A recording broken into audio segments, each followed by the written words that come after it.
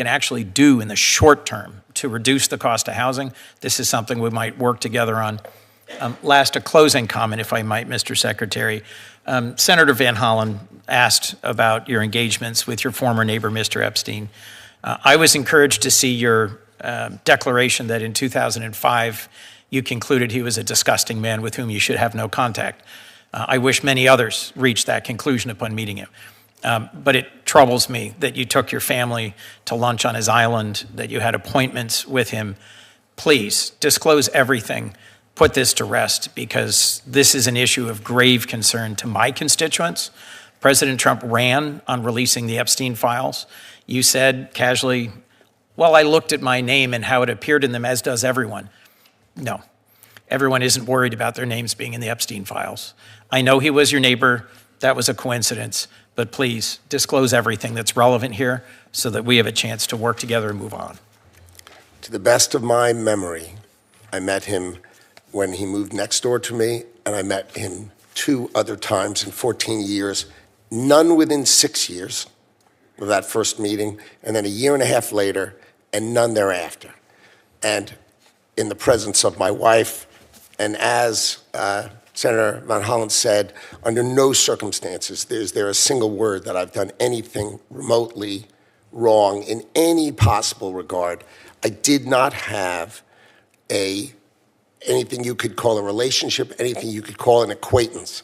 I literally met him 3 times over 14 years with widespread in between. That's all I can remember. That's all there is in the documents. I didn't look through the documents with any fear whatsoever, because I know, and my wife knows, that I have done absolutely nothing wrong in any possible regard. Thank you for answering our questions today. Senator Merkley. Thank you, Mr. Secretary. We are finding in Oregon that at places where we're trying to get microwave relays, that it is now workable to use satellite for broadband. And in my rural town halls, people are starting to give reports, and strategies are adjusting. But still, a variety of strategies are appropriate in different places, as you've pointed out. Federal poverty level. My colleague suggested that the 11% is an overstatement of people living in poverty. I would suggest the exact opposite. That federal poverty level calculation, are you familiar with how that's put together? Not exactly, as I said. Okay, well, when it was put together, food was approximately 1/3 of the cost of basic living. So it's based on food times 3. That's the calculation. So over that time, the other components that are necessary for life, like housing and health care and daycare, have gone up enormously. When you take those into account, the 11% really understates dramatically the number of families in America that are struggling with the fundamentals. I'd like to encourage you to take a look at that formula. I think it should be rewritten to reflect what the kind of the basket of goods are necessary to have a basic life in America, so we could have a much more accurate picture.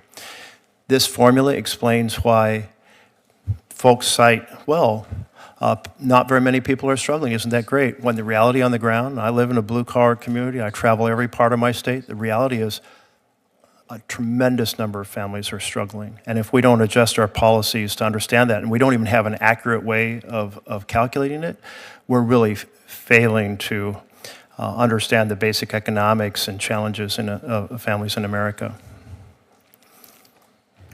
I'm happy to sit with you and go through the details of that. I think more knowledge, more specificity is always helpful, and I'd appreciate going through that with you. Great, I look forward to that, and I just encourage you to have your team look at that formula and then look at what a much better formula would be to reflect what's going on in our country.